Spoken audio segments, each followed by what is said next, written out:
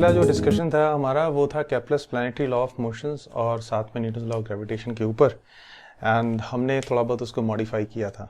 Okay आज हमारा जो डिस्कशन है वो है acceleration due to gravity at different locations on the surface of earth, इसके ऊपर। और साथ में हम लोग एक चीज़ और देखेंगे कि ग्रेविटेशनल इंटेंसिटी या फिर ग्रेविटेशनल फील्ड किसे कहते हैं। Let's start. Acceleration due to gravity का मतलब है कि किसी भी ऑब्जेक्ट पर फोर्स ड्यू टू ग्रेविटी निकाल लें और साथ में एक्चुअली क्या करें कि उस चीज़ को उसी के मास से, उसी ऑब्जेक्ट के जिस पर की फोर्स ड्यू टू ग्रेविटी लग रही है उसको जो है उसी के मास से डिवाइड कर दें, तो हमारी एक्सेलरेशन ड्यू टू ग्रेविटी आ जाएगी। That's it. अब फोर्स ड्यू टू ग्रेविटी निकालने के लिए हमारे पास न्यूटन लॉ ऑफ ग्रेविटेशन है, तो अलग अलग जगह पर क्या करो कि न्यूटन लॉ ऑफ ग्रेविटेशन लगा लो और साथ में ये भी एक्चुअली चीज़ देख लो कि क्या कोई दूसरा फोर्स तो नहीं लग रहा है। अगर दूसरा फोर्स लग रहा है तो एग्जैक्टली उसका वेक्टर एडिशन करके और उसके बाद में जो है उस चीज़ को मास से डिवाइड कर देंगे तो हमारे पास में एक्सेलरेशन ड्यू टू ग्रेविटी आ जाएगी। Okay let's start. तो हमें क्या करना है कि मेनली चार जगह एक्सेलरेशन ड्यू टू ग्रेविटी निकालनी है। पहला है at the surface of earth, at the surface of earth. दूसरा होता है हमारा एट हाइट h,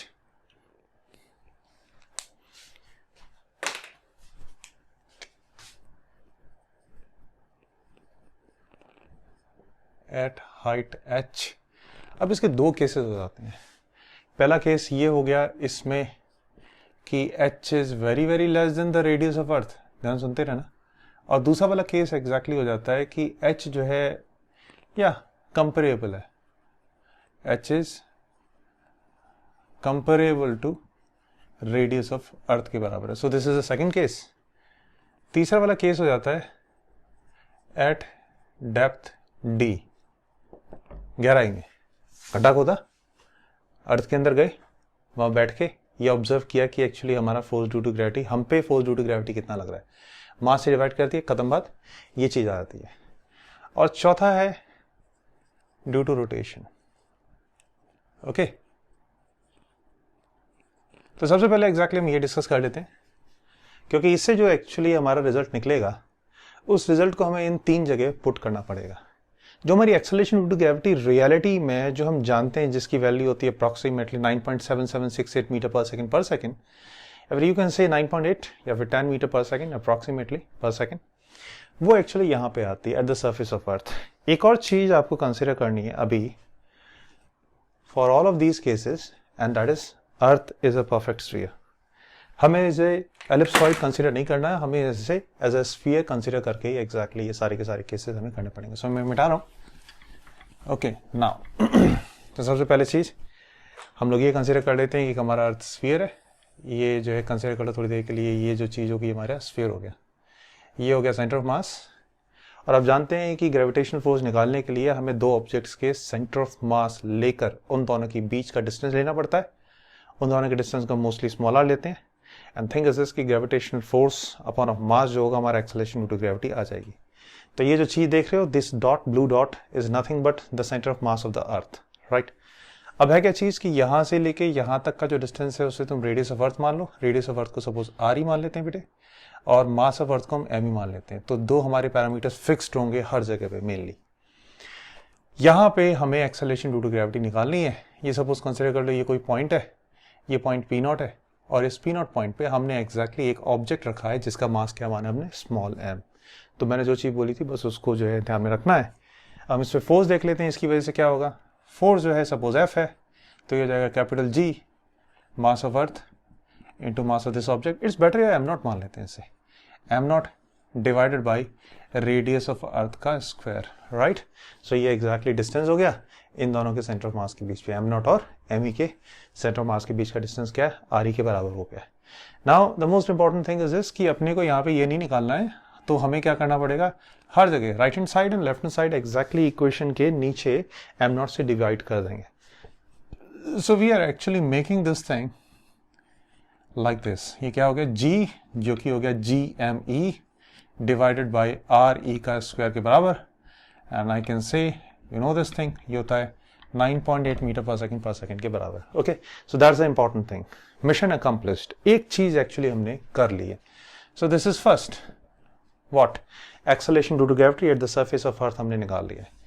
अब निकालते हैं at some height h. So what we are doing is this thing, with the help of this figure हम क्या करते हैं कि थोड़ा सा ऊपर लेते हैं. मानो थोड़ी देर के लिए कि जो है हमने यहाँ पर जो है एक झंडा लगा दिया, झंडे का डंडा है ये, और उसके ऊपर एक्चुअली क्या किया हमने, एक मास को एक्चुअली जो रख दिया. अब ये झंडा एक्चुअली बड़ा लंबा है, यहां से यहां तक की एक्चुअली जो हाइट है, यहां से यहां तक की जो हाइट है वो है h. सारे के सारे डिस्टेंसेस हमें सरफेस ऑफ अर्थ से कंसीडर करने हैं भाई, इस चीज को दिमाग में रखना, ठीक है. सो यहां से लेके यहां तक की जो हाइट होगी वो h होगी. भाई यहां पे तुम्हारा मास क्या था, m0. तो तुमने इस मास m0 पे हमारी अर्थ की वजह से एक्सेलरेशन ड्यू टू ग्रेविटी निकालनी है, राइट. ठीक है बेटे. सो दूसरा एग्जैक्टली इक्वेशन इस तरीके से बन जाएगी, f अपॉन ऑफ m0, ठीक है, acceleration due to gravity at height h यहाँ पे जो है वो इस तरीके से आ जाएगी माय डियर. ये आ जाएगी GME, भाई ध्यान सुनते रहना, upon of RE plus of h का होल स्क्वायर. खत्म बात. मैं वेक्टर का हिसाब से नहीं ले रहा हूँ, ये स्क्वायर मैंने बनाया हुआ है यहाँ पे, ठीक है. सो नाउ तो यहाँ पर exactly acceleration due to gravity हमारी इतनी आ जाएगी. थोड़ा सा इसके साथ में खेलते हैं. हम क्या करते हैं कि इस इक्वेशन से RE जो है बाहर ले लेते हैं, तो ये क्या हो जाएगा GME. अगर इससे RE बाहर ले लिया भाई तो लॉजिकल बात है, ये क्वेश्चन क्या हो जाएगी, 1 plus of h divided by RE. इसे ब्रैकेट में ले लिया. हमने छोटी क्लास में ये चीज पढ़ा है कि ये है छोटा ब्रैकेट, ये है कर्ली ब्रैकेट, उससे बड़ा ब्रैकेट. तो हम इसकी शक्ल को एग्जैक्टली इस तरीके से कर सकते हैं.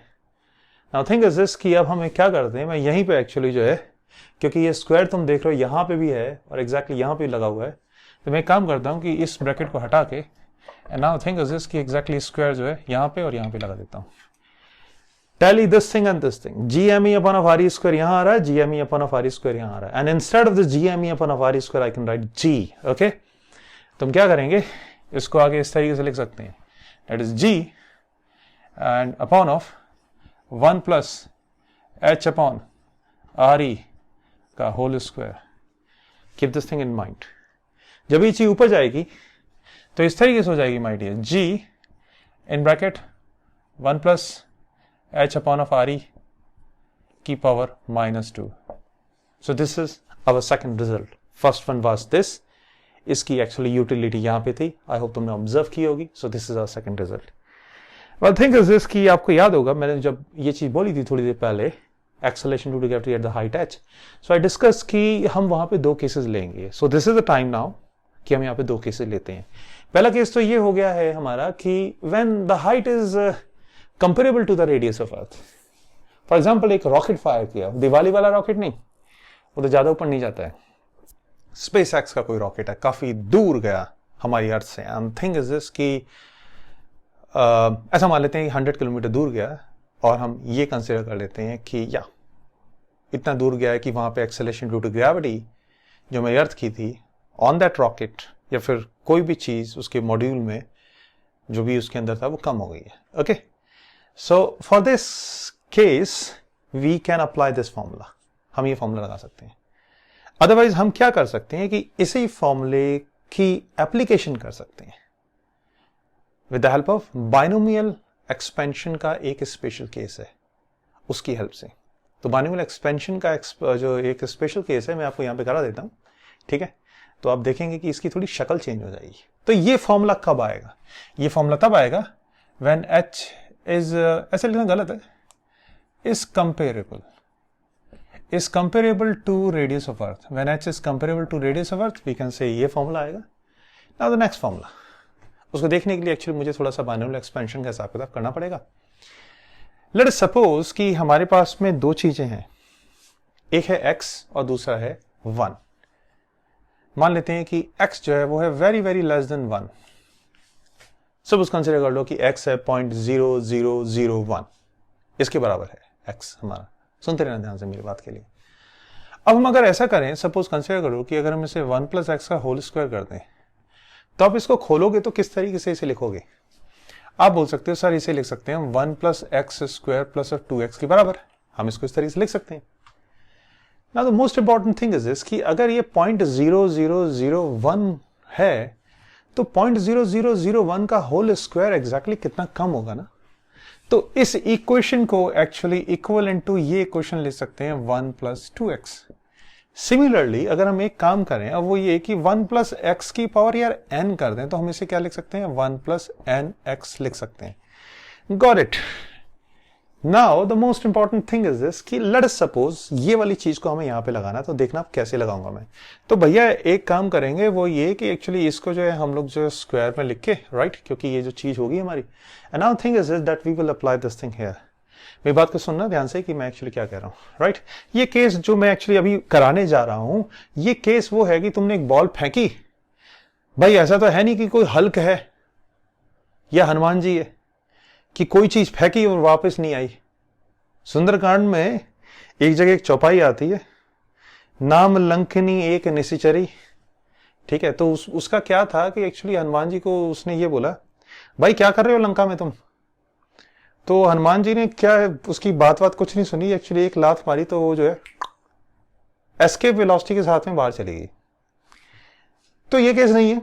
ऐसा मान लो कि जो है बहुत थोड़ा सा किसी ने उछाला है, ये है जो हम केस करने जा रहे हैं ना। इसको ध्यान से देखना 1 + h/r का स्क्वायर। लेट अस सपोज कि h is very very less than radius of अर्थ। जो हाइट है हमारी ऐसा कंसिडर कर लेते हैं कि वो एग्जैक्टली रेडियस ऑफ अर्थ से बहुत कम है। ओके जब ये चीज बहुत कम होगी if h is very very less then re, तो यू कैन से दिस थिंग, ऐसा मान लो थोड़ी देर के लिए कि आप अगर h/re को एक्चुअली x लिख रहे हो, जब ये चीज बहुत कम है इससे, ठीक है बेटे, ये चीज बहुत कम है। ये कितना होता है 6400 किलोमीटर, या फिर आप इसे बोल सकते हो 6.4 × 10⁶। ऐसा मान ले यार ये 100 मीटर है 10⁻²। नीचे कितना है 6.4 × 10⁶। अगर किसी इंसान के पास 100 रुपए हैं ऐसा मान ले, कंसिडर कर ले, और किसी के इंसान के पास 6,40,000 रुपए हैं, तो 6,40,000 से वो सिंपल एक्चुअली एक कार खरीद सकता है। सिंपल कार मतलब ये जो आती है आपकी स्विफ्ट डिजायर वगैरह जो है, ये सब कार खरीद के एक्चुअली अपनी जो है घर की गाड़ी चला सकता है राइट। 100 रुपए में क्या करेगा? 100 रुपए में तो आज के टाइम पे एक्चुअली टैक्सी का किराया नहीं हो पाएगा। सो 100 रुपए में और जो है मैं बोल सकता हूँ 6,40,000 में अंतर है ना, तो ये जो रेशियो है वो बहुत कम होगा right. Now thing is this कि ये जो x है ये बहुत कम है और ये x इसी के जैसा हो गया ना, यहां पे जो x है वेरी वेरी लेस देन 1। तो हम क्या करेंगे कि इस चीज को x मानते हुए, यहां पे इस चीज को एक्चुअली x मानते हुए, अब मैं इस इक्वेशन को देखना कैसे लिख दूंगा। ये जो इक्वेशन है ऐसे आ जाएगी g इन ब्रैकेट 1 - 2h/re। तुम लोग सर ये कैसे? देखो भाई जो भी पावर थी वो आगे आ गई थी। Can you see this thing? हमने पढ़ लिया। इसी तरह से यहां भी पावर क्या थी -2, तो आगे आ गई। तो ये फॉर्मूला कब आएगा acceleration due to gravity at height h का? ये तब आएगा when h is very very less than radius of earth के बराबर राइट। वीडियो को बैक करके देख लेना कि सर ने एक्चुअली किस तरीके से समझाया था। अब हम आगे पढ़ते हैं। ओके 13 मिनट का टाइम हो गया और मुझे 15 मिनट और लगेंगे इस फंडे को खत्म करने के लिए पूरे को। नाउ लेट्स सी 2 केसेस और जो हैं वो से हम किस तरीके से करेंगे। भाई अब जो तीसरा वाला केस एक्चुअली हम लोग डिस्कस करने जा रहे हैं उस केस में हमने क्या करना है कि अर्थ की रोटेशन कंसीडर करना है। एक स्टूडेंट था, उसने कहा कि अगर अर्थ क्लॉकवाइज घूमेगी एंटी क्लॉकवाइज घूमेगी तो मे पॉसिबल फोर्स जो अंदर लग रहा है वो बाहर लगेगा। ऐसा कुछ नहीं होता, ठीक है।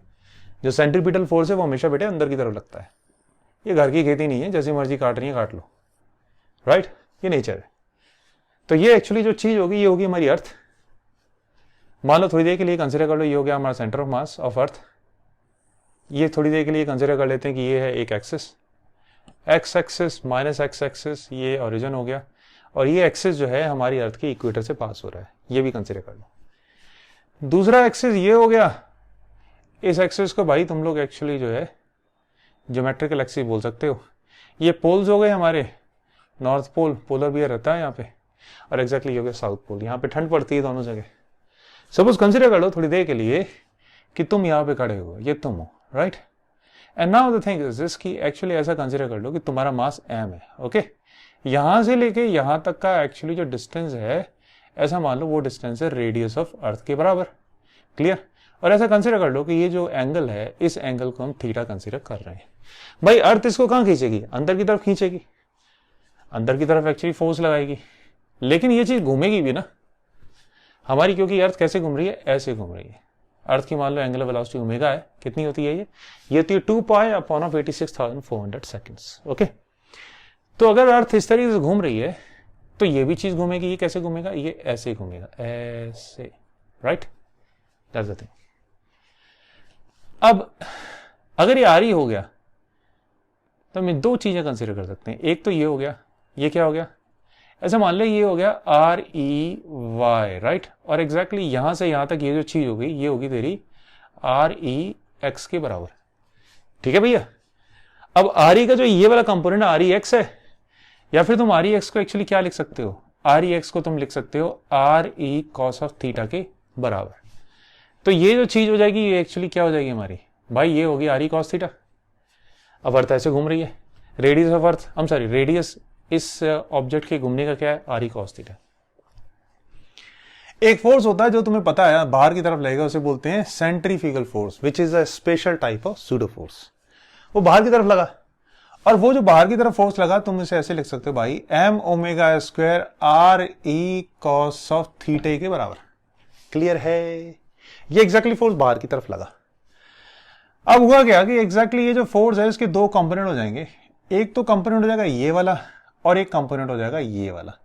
हम जानते हैं, लेकिन फिर भी हम रिवाइज करते हैं कि कंपोनेंट हमेशा एक दूसरे से क्या होते हैं यार? परपेंडिकुलर होते हैं। ये वाला कंपोनेंट इस वाले कंपोनेंट से परपेंडिकुलर होगा यार। और दूसरी बात ये है, ध्यान सुनते रहना मेरी बात के लिए, कि अगर ये थीटा है तो लॉजिकल बात है कि ये क्या होगा भाई? थीटा ही होगा तुम्हारा।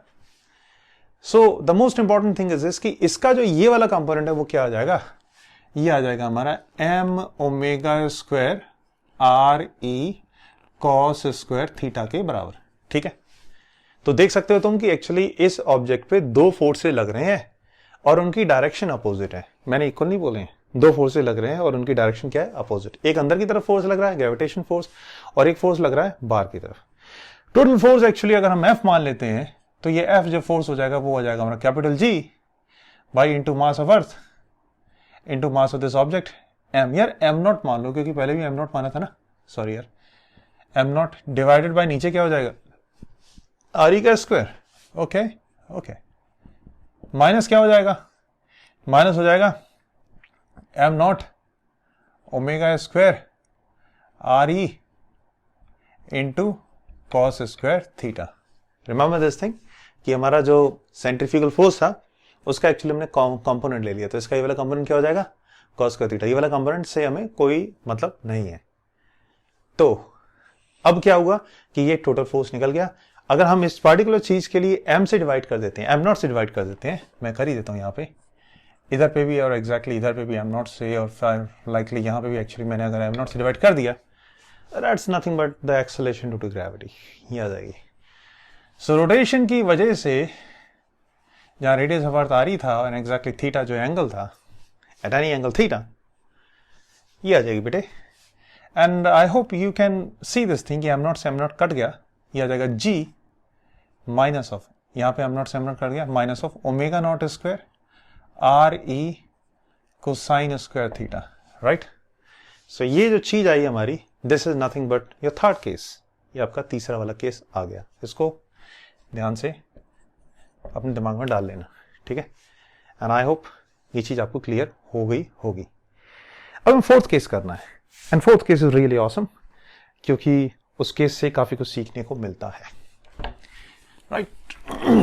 उस केस को कराने से पहले मैं आपको एक चीज बता देना चाहता हूं, और वो ये कि चाहे कोई शेल है या फिर हम कह सकते हैं कि शेल विथ समथिंग वॉल्यूम, मान लो थोड़ी देर के लिए एक हॉलो शेल है, शेल ऐसा कंसीडर कर लो, इसका मास है m, और यहां पे कोई ऑब्जेक्ट रखा हुआ, not at the centre but here, ये कोई दूसरा ऑब्जेक्ट है, पॉइंट ऑब्जेक्ट, इसका मास m नॉट मान लेते हैं। तो इससे फोर्स जो लगेगा due to shell, that will be 0। ये चीज हम acceleration due to gravity when the object is at depth d inside the surface of earth, ये चीज हमारी वहां पे भी आएगी। अगर शेल हमारी इस तरीके से भी है, suppose like this, and the thing is this कि ये सारा मास है, right, and let us suppose we are here m, and let us suppose this shell is having mass m dash. So यहां पर भी एक्चुअली फोर्स जो लगेगा, suppose f dash is a force is 0, so अगर हम इसे m naught से divide कर लेते हैं m naught से, so that's nothing but acceleration, so that is 0. So this is the case जो कि एक्चुअली हमें डेप्थ में जो हम एक्सेलरेशन ड्यू टू ग्रेविटी निकालते हैं उसमें आएगा हमारा। लेट्स सी कि ये किस तरीके से हम करेंगे। Here we go.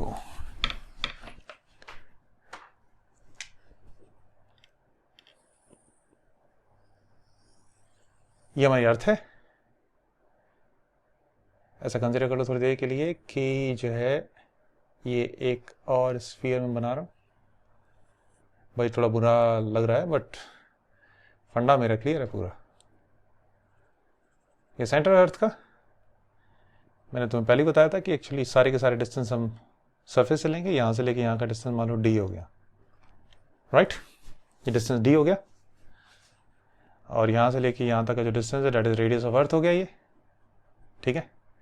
तो लॉजिकल बात है कि यहां से लेके यहां का डिस्टेंस क्या हो जाएगा हमारा, तुम बोल सकते हो sir are E minus D, तो डिस्टेंस हो गया are E minus D.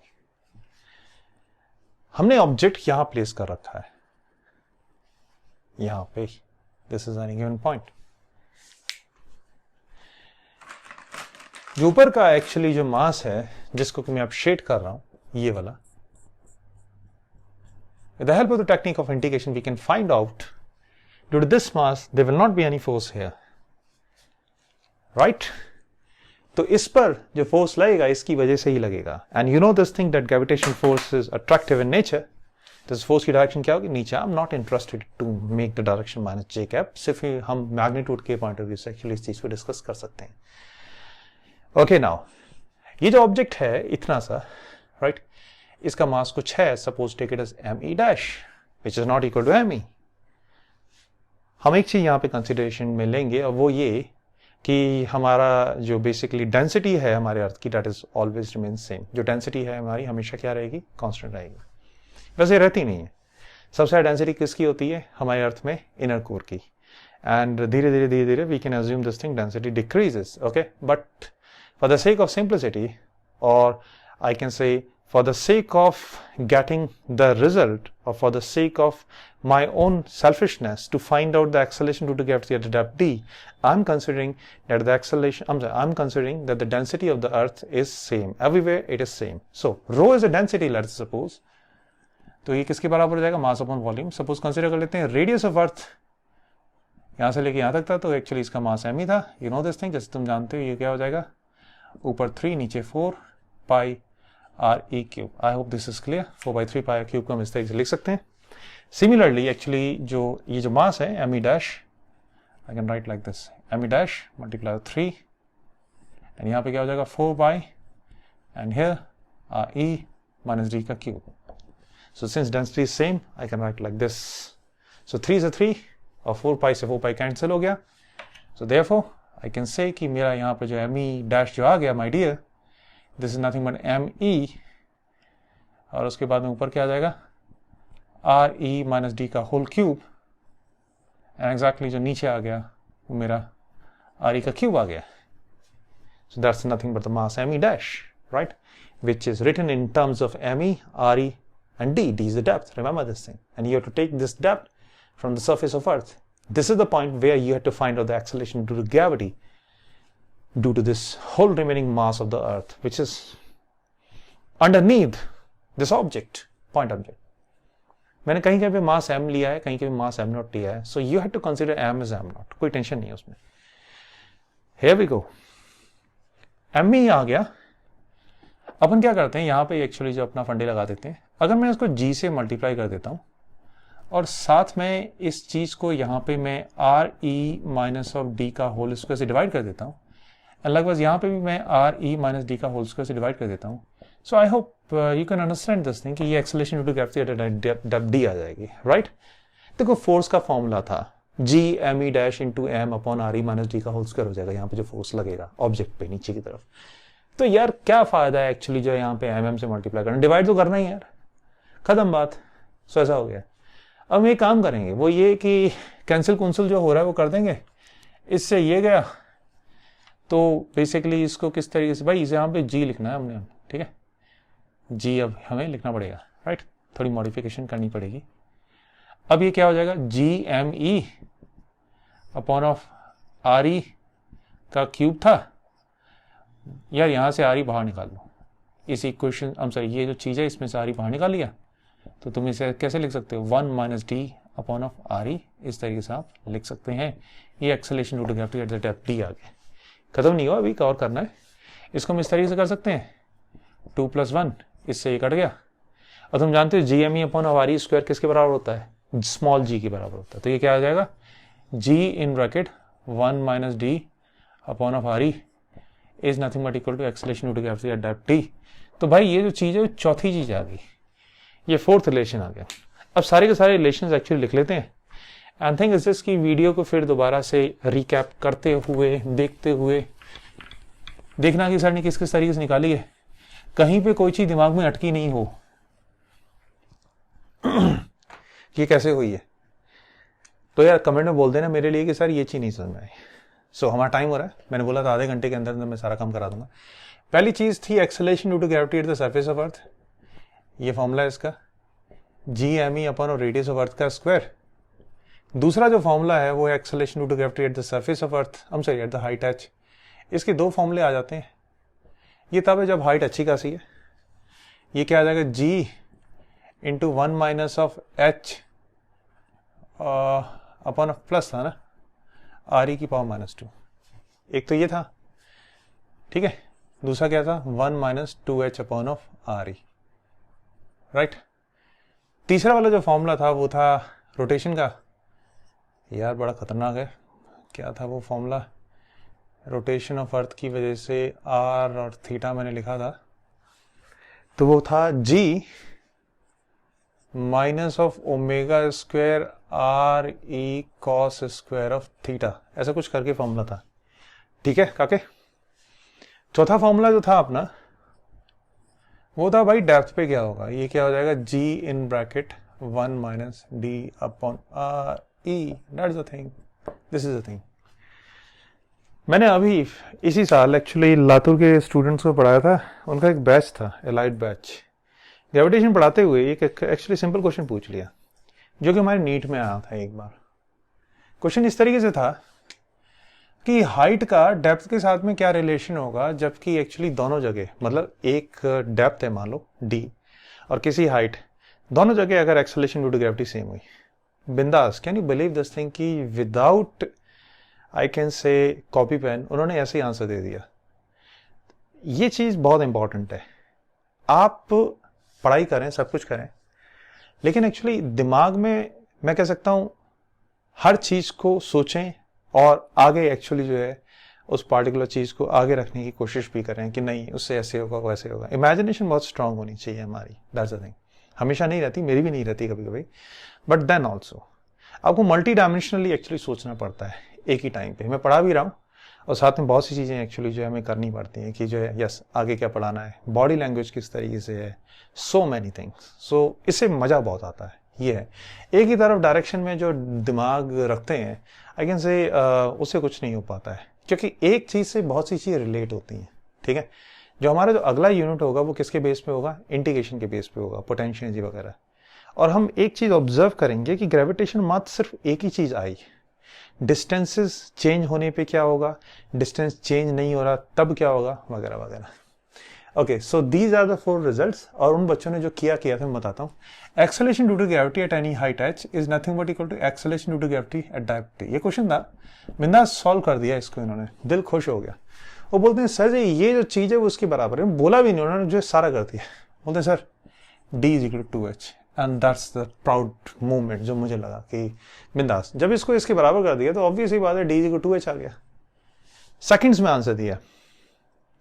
Okay, next जो लेक्चर होगा हमारा gravitation potential energy and escape velocity इसके बेस पे होगा, कंजर्वेशन मैकेनिकल एनर्जी बीच में आएगा। हम कुछ क्वेश्चंस भी करेंगे। ओके, ख़त्म करते हैं इसे।